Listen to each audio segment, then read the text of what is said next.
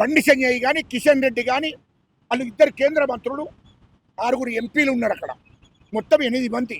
మీరంతా ఏం బీక్తున్నారు?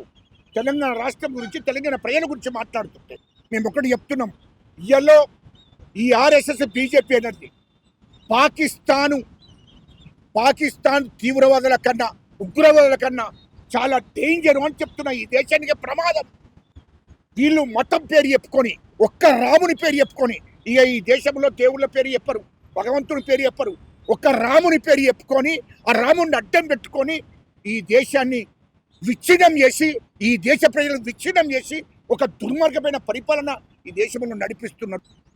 బీజేపీ వాళ్లకు రాజ్యాంగబద్ధంగా మాట్లాడేటువంటి అవగాహన లేనటువంటి పూర్ఖులు. ఎందుకంటే తేజశ్రీ సూర్య మాట్లాడిన మాటలు పార్లమెంట్లో మరి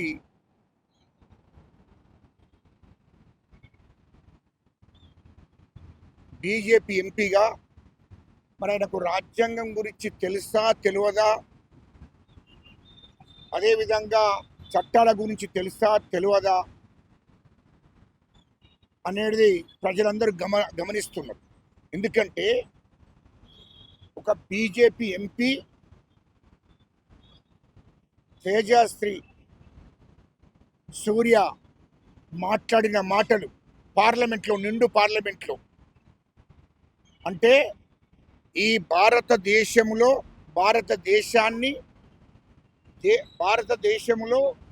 తెలంగాణ రాష్ట్రాన్ని ఒక పాకిస్తాన్తో పోల్చాడు.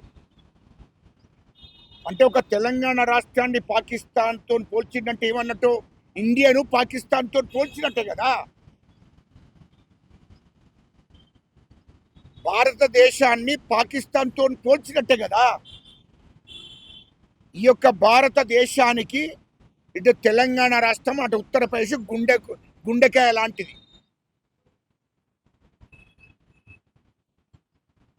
అలాంటి రాష్ట్రాన్ని పట్టుకొని పాకిస్తాన్తో పోల్చాడు.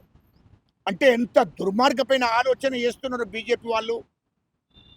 అంటే మొదటి నుండి ఇష్టం లేదు, తెలంగాణ రావడం ఇష్టం లేదు, తెలంగాణ ప్రజలంటే కూడా ఇష్టం లేదు బీజేపీ పార్టీకి. అదేవిధంగా అంతకుముందు కూడా నరేంద్ర మోడీ గారు, ఈ దేశ ప్రధానమంత్రి నరేంద్ర మోడీ గారు, ఈ దేశ హోంమంత్రి అమిత్ షా గారు, వాళ్ళు కూడా తెలంగాణ రాష్ట్రం మీద విషం కక్కారు. తెలంగాణ రాష్ట్రం ఇవ్వడం అనేది కరెక్ట్ కాదు అని చెప్పి ఈ దేశ ప్రధానమంత్రి మాట్లాడిన మాటలు నరేంద్ర మోడీ గారు. ఇది ఈ దేశ ప్రజలు, తెలంగాణ రాష్ట్ర ప్రజలు కూడా చూస్తున్నారు వీళ్ళు మాట్లాడిన మాటలు. ఒక దేశ ప్రధానమంత్రి కూడా తెలంగాణ రాష్ట్రం ఇవ్వడం కరెక్ట్ కాదు అని చెప్పి పార్లమెంట్లో మాట్లాడాడు. నిన్నటి రోజున ఏం చేశాడు? తేజశ్రీ సూర్య అనే అతను ఎంపీ ఆయన నిండు పార్లమెంట్లో ఈ తెలంగాణ రాష్ట్రాన్ని పాకిస్తాన్తో పోల్చుకుంటూ మాట్లాడాడు. అంటే బీజేపీ ఆర్ఎస్ఎస్ వాళ్ళది ఎంత విషమైన సంస్కృతో అది అర్థం చేసుకోవాలి ప్రజలందరూ. ఎందుకంటే ఇయ్యలో ఈ దేశంలో ప్రమాదకరమైన సంస్థలు ఏదైనా ఉన్నదంటే ఆర్ఎస్ఎస్, బీజేపీ ఆర్ఎస్ఎస్ అనేది ఉగ్రవాదుల కన్నా, తీవ్రవాదుల కన్నా చాలా ప్రమాదకరమైన సంస్థలు అవన్నీ. ఆర్ఎస్ఎస్ అనేది, బీజేపీ అనేది. ఎందుకు అనంటే ఈ దేశ స్వతంత్ర పోరాటంలో వాళ్ళకి సంబంధం లేదు, వాళ్ళు పాల్గొనలేదు. ఆర్ఎస్ఎస్కు ఈ దేశానికి స్వతంత్ర పోరాటం జరుగుతున్నప్పుడు అసలు వాళ్ళు భాగస్వాములు కాలేదు. ఈ దేశ ప్రజల కోసం వాళ్ళు ఆలోచన చేయలేదు. ఈ దేశ స్వతంత్ర పోరాటంలో ఆర్ఎస్ఎస్ సంస్థ అనేది లేదు. ఆర్ఎస్ఎస్కు సంబంధించిన నాయకులు ఎవడు కూడా లేడు. వాళ్ళు ఈ దేశం గురించి మాట్లాడే హక్కు వాళ్ళకి ఎక్కడిదని అంటున్నా నేను. ఈ దేశం కోసం ఈ దేశంలో ఉన్నటువంటి ప్రజలు, ఈ దేశంలో ఉన్నటువంటి గాంధీ గారు, సుభాష్ చంద్రబోస్, అల్లూరి సీతారామరాజు, ఇంకా అనేక మంది ఈ దేశం కోసం పోరాటం చేశారు. గాంధీ గారు 30 సంవత్సరాలు ఈ దేశం కోసం నిరంతర పోరాటం చేశాడు. జైల్లో ఉన్నాడు. ఈ దేశం కోసం ప్రాణత్యాగం చేశారు.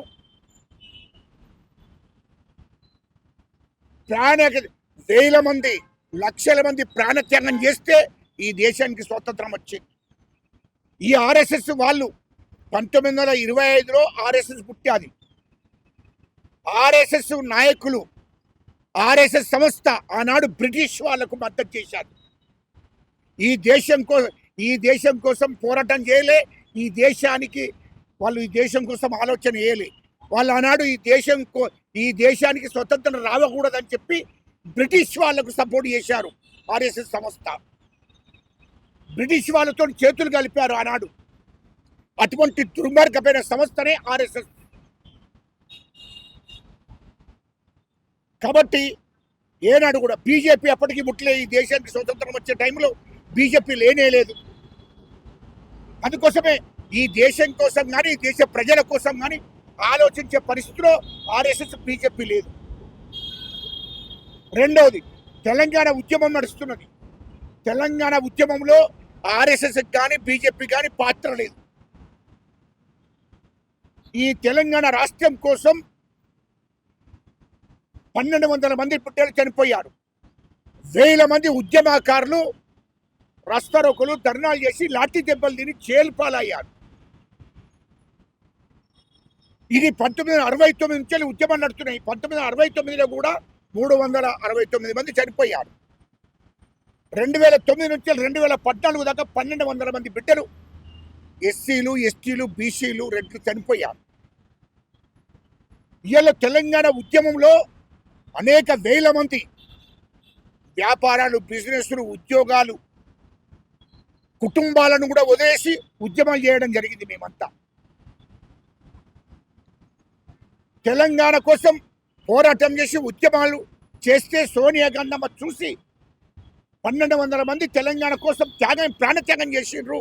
ఉద్యమకారులంతా కుటుంబాలను వదిలేసి ఉద్యమాలు చేస్తున్నారని చెప్పి ఆలోచన చేసి సోనియా గాంధీ తెలంగాణ రాష్ట్రం ఇవ్వవలసిందని చెప్పి ఆనాడు సోనియా గాంధీ ఆలోచించి సోనియా గాంధీ తెలంగాణ రాష్ట్రాన్ని ఏర్పాటు చేశారు.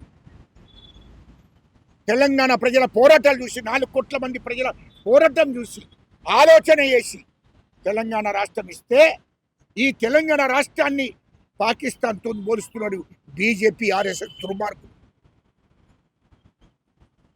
అంటే వీళ్ళ ఆలోచన అంటే తెలంగాణ ప్రజల మీద, తెలంగాణ రాష్ట్రం మీద విషం నెక్కుతున్నారు.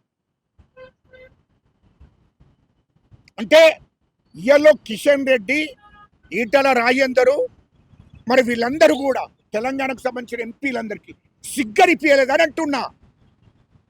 తెలంగాణ ప్రజల గురించి, తెలంగాణ రాష్ట్రం గురించి బీజేపీ ఎంపీ మాట్లాడుతుంటే, మీ నరేంద్ర మోడీ మాట్లాడుతుంటే మీరు ఎంత సిగ్గు లేకుండా బీజేపీలో ఎందుకుంటున్నారని నేను అడుగుతున్నా. మీకు నిజంగానే తెలంగాణ ప్రజల మీద ప్రేమ ఉంటే, తెలంగాణ రాష్ట్ర ప్రజల మీద ప్రేమ ఉంటే, తెలంగాణ రాష్ట్రం మీద మీకు ప్రేమ ఉంటే వెంటనే బీజేపీకి రాజీనామా చేసి బయటికి రావాలి. మీరు ఎందుకు రాలేదు అని అంటున్నా. నిండు పార్లమెంట్లో ఒక ఎంపీ మాట్లాడుతుంటే, ఒక ఎంపీ ఈ యొక్క తెలంగాణ రాష్ట్రాన్ని పాకిస్తాన్తో పోల్చి మాట్లాడుతుంటే, ఆ దుర్మార్గులు మాట్లాడుతున్నప్పుడు మీరంతా ఏం చేసిందని అంటున్నా. మీరంతా పీకినని అడుగుతున్నా. నేను సీము నెత్తురు లేకుండా ఉన్నారా అని అంటున్నా. మా తెలంగాణ రాష్ట్రాన్ని పాకిస్తాన్తో ఎట్లా పోలుస్తున్నావు అని చెప్పి మీరు వెంటనే నిజంగా తెలంగాణ ప్రేమ ఉంటే బండి సంజయ్ కానీ, కిషన్ రెడ్డి కానీ, వాళ్ళు 2 కేంద్ర మంత్రులు, 6 ఎంపీలు ఉన్నారు అక్కడ, మొత్తం 8 మంది. మీరంతా ఏం బీక్తున్నారు తెలంగాణ రాష్ట్రం గురించి, తెలంగాణ ప్రజల గురించి మాట్లాడుతుంటే? అందుకోసమే తెలంగాణ ప్రజలు ఆలోచన చేస్తున్నారు. మేము ఒకటి చెప్తున్నాం, ఇయ్యలో ఈ ఆర్ఎస్ఎస్, బీజేపీ అనేది పాకిస్తాను పాకిస్తాన్ తీవ్రవాదుల కన్నా ఉగ్రవాదుల కన్నా చాలా డేంజర్ అని చెప్తున్నా. ఈ దేశానికి ప్రమాదం. ఆర్ఎస్ఎస్ అనేది ఈ పాకిస్తాన్ ఉగ్రవాదులు తీవ్రవాదుల కన్నా చాలా ప్రమాదకరమే ఆర్ఎస్ఎస్ అంటున్నా. ఆర్ఎస్ఎస్ బీజేపీ దేశానికి ప్రమాదం. వీళ్ళు మతం పేరు చెప్పుకొని, ఒక్క రాముని పేరు చెప్పుకొని, ఇక ఈ దేశంలో దేవుళ్ళ పేరు చెప్పరు, భగవంతుని పేరు చెప్పరు, ఒక్క రాముని పేరు చెప్పుకొని ఆ రాముని అడ్డం పెట్టుకొని ఈ దేశాన్ని విచ్ఛిన్నం చేసి, ఈ దేశ ప్రజలను విచ్ఛిన్నం చేసి ఒక దుర్మార్గమైన పరిపాలన ఈ దేశంలో నడిపిస్తున్నారు. ఒక మతం తప్ప ఈ దేశంలో వాళ్ళు ఏం చేసింది ఏమీ లేదు. ఒక మతాన్ని అడ్డం పెట్టుకున్నారు తప్ప వాళ్ళు ఏం పీకిరు అంటున్నా ఈ దేశం కోసం. దేశ స్వతంత్ర పోరాటంలో ఉన్నారా, లేకుంటే ఉద్యమాలలో ఉన్నారా మీరు? ఈ దేశంలో మీ కష్టం ఏంది, మీ శ్రమ ఏంది? ఏమన్నంటే రాముడు. ఇంకా మీరు ఏమన్నా ఉన్నదా ఈ దేశాన్ని చేసింది? నరేంద్ర మోడీ గారు ఈ దేశంలో యువతకు 2 కోట్ల ఉద్యోగాలు ఇస్తానన్నాడు. సంవత్సరానికి 2 కోట్ల ఉద్యోగాలు ఇస్తానన్నాడు. 12 ఏళ్ళే ఈ దేశ ప్రధానమంత్రి. మరి ఎందుకు ఇవ్వలేదే? వాళ్ళ ఈ యువత అంతా హిందువులే కదా. ఆ హిందూ యువతకు ఎందుకు ఇవ్వలేదు? సంవత్సరానికి 2 కోట్లు అంటే ఇవాళ 12 సంవత్సరాలు 24 కోట్ల ఉద్యోగాలు రావాలి. ఎందుకు ఇవ్వలేదని అంటున్నాను. అంటే మీకు ఎంత దుర్మార్గమైన ఆలోచన అంటే, ఒక మతాన్ని అడ్డం పెట్టుకొని, అరే మూర్ఖులారా, మీరు లేకముందే 1000 ఏళ్ళ కిందటే హిందూయిజం ఉంది ఈ దేశంలో. హిందువులుగా ఉన్నారు, మీతో సంబంధం లేదు. మీరు ఆ పార్టీని పెట్టుకొని, రాముని అడ్డం పెట్టుకొని, మతాన్ని అడ్డం పెట్టుకొని మీరు పబ్బం గడుపుకుంటారు తప్ప మీరు చేసింది ఏమీ లేదు ఈ దేశానికి మీరు చేసింది ఏమీ లేదు. రెండవది, ఇవాళ మహిళా బిల్లు పెట్టారు. ఏంటిది మహిళా బిల్లు? మహిళలకు 33% అనే బిల్లు పెట్టారు. నిన్న 33% బిల్లు పెట్టావు. తర్వాత డిలిమిటేషన్ గురించి పెట్టావు. మరి సపరేట్గా నువ్వు మహిళల మీద ప్రేమ ఉంటే, ఈ దేశంలో ఉన్న మహిళల మీద ప్రేమ ఉంటే 33% రిజర్వేషన్ ఇవ్వాలనేది మంచి పని. ఒకవేళ ప్రేమ ఉంటే ఓన్లీ మహిళలకు సంబంధించిన బిల్లు ఎందుకు పెట్టలేదు? మళ్ళీ డిలిమిటేషన్ సంబంధించిన బిల్లు దీంతో 2 కలిపి ఎందుకు పెట్టావు? అంటే ఎంత దుర్మార్గమైన ఆలోచన. అంటే మహిళా బిల్లు అనేది పాస్ కాకూడదు. మహిళా బిల్లు అనేది పార్లమెంట్లో ఆమోదించకూడదు. అంటే లోకసభలో, రాజ్యసభలో ఆమోదించకూడదనే ఒక చెడ్డ ఆలోచనతో ఆ బిల్లులో ఎన్నో లొసుగులు ఉన్నాయి. అవిటి మీద చర్చ పెట్టకుండా దానికి మహిళా బిల్లుకు ఇటు దేశంలో డిలిమిటేషన్ చేస్తున్నావు. ఆ డిలిమిటేషన్ దానికి సంబంధం లేదు, కానీ రెండింటిని కలిపి పెట్టావు. ఎంత దుర్మార్గమైన ఆలోచన అయినది. రెండవది, ఈ దేశంలో 33% రిజర్వేషన్ ఇస్తారన్నావు కదా, దాంట్లో బీసీల వాటేందో మాట్లాడావా? పార్లమెంట్లో చర్చ జరగాలి కదా. ఇది 33% రిజర్వేషన్ ఇస్తారన్నావు. ఎస్సీలకు రిజర్వేషన్ ఉంది, ఎస్టీలకు రిజర్వేషన్ ఉంది, ఓకే. ఎందుకంటే మహిళ 33%లో ఎస్సీ ఎస్టీలకు వాళ్ళకు రిజర్వేషన్ ఉన్నదనే విషయం ఓకే. కానీ బీసీలు ఈ దేశంలో 60%, బీసీలు 60% ఉన్నారు. బీసీలే నిజమైన హిందువులు ఈ దేశంలో. ఇది వాస్తవం. ఈ దేశంలో 60% ఉన్న బీసీలు నిజమైన హిందువులు. మరి నిజమైన హిందువుల మీద నీకు ప్రేమ ఎందుకు లేదు? నువ్వు నిజంగానే ఈ దేశంలో నువ్వు హిందూయిజాన్ని నమ్ముతుంటే, నువ్వు రాముని నమ్ముకున్నావు, మతాన్ని నమ్మినావు కదా. మతం మీద ఈ దేశంలో ఓట్లు వేయించుకొని అధికారంలోకి వచ్చావు కదా, ఈ దేశాన్ని పరిపాలిస్తున్నావు కదా. మరి నిజమైన బీసీ మహిళలకు ఎందుకు రిజర్వేషన్లు కల్పిస్తలేవు అని అంటున్నా. వాళ్ళ వాటా ఏదో తెలుస్తలేవు కదా. 33% మహిళలకు రిజర్వేషన్ అన్నావు. ఆ 33%లో 60% బీసీలు ఉన్నారు. ఆ బీసీలంతా హిందువులే కదా. అంటే నువ్వు 33% మహిళలకు రిజర్వేషన్ ఇస్తారన్నప్పుడు ఈ దేశంలో 60% బీసీలు, 60% బీసీలు అంటే ఏంది? అంటే 30% మహిళలే ఉంటారు ఈ దేశంలో. ఆ 30% మహిళల బీసీలకు ఏం వాటా ఇస్తున్నావో ఎందుకు చెప్తలేవు అంటున్నా. పార్లమెంట్లో బిల్లు పెట్టినప్పుడు చెప్పారు కదా, 33% రిజర్వేషన్లు. ఇక మహిళలకు, బీసీ మహిళలకు ఇంత, ఎస్సీలకి ఇంత, ఎస్టీలకి ఇంత. ఇగో అగ్రవర్ణాలకు జనరల్ సిట్టింగ్ ఇస్తా అని చెప్పాలి కదా. అంటే మహిళలను కూడా, ఈ బీసీ మహిళలను కూడా మోసం చేయాలి, బీసీలందరిని మోసం చేయాలి, ఎస్సీలను ఎస్టీలను కూడా మోసం చేయాలనే ఒక దుర్మార్గమైన ఆలోచనతోని నువ్వు మహిళా బిల్లు పెట్టావు. అంటే మహిళా బిల్లు పెట్టినంటే ఎవరి కోసం? అది అప్పర్ క్యాస్ట్ వాళ్ళ కోసం, అగ్రవర్ణాల కోసం. అగ్రవర్ణాల మీ భార్యలు, మీ బిడ్డలు, మీ చెల్లెళ్ళు, మీ అక్కల కోసం, ఈ అగ్రవర్ణాల అప్పర్ క్యాస్టుల కోసం పెడుతున్నావు ఆ బిల్లు. మరి బీసీల వాటా, బీసీ మహిళల వాటా ఎందుకు తెచ్చలేదని అంటున్నా నేను. బీసీ మహిళల వాటా గురించి కూడా పార్లమెంట్లో చర్చ జరగాలి కదా. ఇలా జనాభా నిష్పత్తి ప్రకారం ఇగో బీసీ మహిళలకి ఇంత ఇస్తున్నాం, ఇగో ఎస్సీ మహిళలకి ఇది, ఎస్టీ మహిళలకి ఇది, ఇగో జనరల్ మహిళలకి ఇది అనేది పార్లమెంట్లో చర్చ పెట్టాలి కదా. అది పెట్టకుండా 33% రిజర్వేషన్ ఇస్తున్నాం, 33% మహిళలకు ఇస్తున్నావు. మహిళలకు ఏ మహిళలకు ఇస్తున్నావు అంటే ఈ 33% ఇచ్చి మళ్ళీ 33% మహిళల పేరు మీద అందరూ అప్పర్ క్యాస్ట్లో ఉన్నటువంటి మహిళలకు రిజర్వేషన్ అందే విధంగా చేస్తున్నారు తప్ప బీజేపీ. మరి బీసీల సంగతి, ఎస్సీల సంగతి, ఎస్టీల సంగతి ఏంటి అని అంటున్నా. నీకు బీసీల మీద ప్రేమ ఉంటే, మరి బీసీల మీద ప్రేమ ఉంటే ఈ దేశంలో నిజమైన బీసీలు హిందువులు కదా వాళ్ళు. మరి హిందువుల గురించి ఆలోచన వేయాలి కదా ఈ దేశంలో. నువ్వు హిందువుల గురించి ఆలోచన చేస్తున్నావా? ఇవాళ నువ్వు ఏమనంటే నేను బీసీ బిడ్డని అంటావు. అన్నప్పుడు ఈ దేశ ప్రధానమంత్రి నువ్వు 2014 నుంచి ఇప్పటిదాకా ఒక్కరోజన్న బీసీల గురించి ఆలోచన చేశావా? వాస్తవానికి ఈ దేశంలో 60% బీసీలు హిందువులే. ఆ హిందువుల గురించి ఎందుకు మాట్లాడతలేవు అని అంటున్నా. ఎస్సీలు ఎస్టీలు వీళ్ళంతా హిందువులే కదా. మరి హిందువుల గురించి ఎందుకు మాట్లాడతలేవు? ఈ హిందువుల వాట గురించి ఎందుకు మాట్లాడతలేవు పార్లమెంట్లో? బీసీల గురించి ఎందుకు మాట్లాడతలేవు? బీసీలకు ఎందుకు రిజర్వేషన్లు ఇవ్వలేదు? మహిళా రిజర్వేషన్ అన్నావు, మహిళలకు మరి బీసీ మహిళల గురించి ఎందుకు పార్లమెంట్లో చర్చ పెట్టలేదు? దాన్ని ముందుగా చెప్పాలి.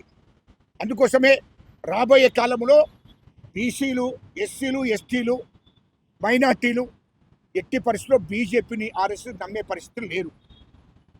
కాబట్టి ఖచ్చితంగా రాబోయే కాలంలో ఈ పాకిస్తాన్ ఉగ్రవాదుల కన్నా, తీవ్రవాదుల కన్నా ప్రమాదకరమైనటువంటి ఆర్ఎస్ఎస్ను ఈ దేశంలో నిషేధించాలి ఖచ్చితంగా. బీజేపీని కూడా ఈ దేశం నుంచి తరిమేయాలని చెప్పి ఈ సందర్భంగా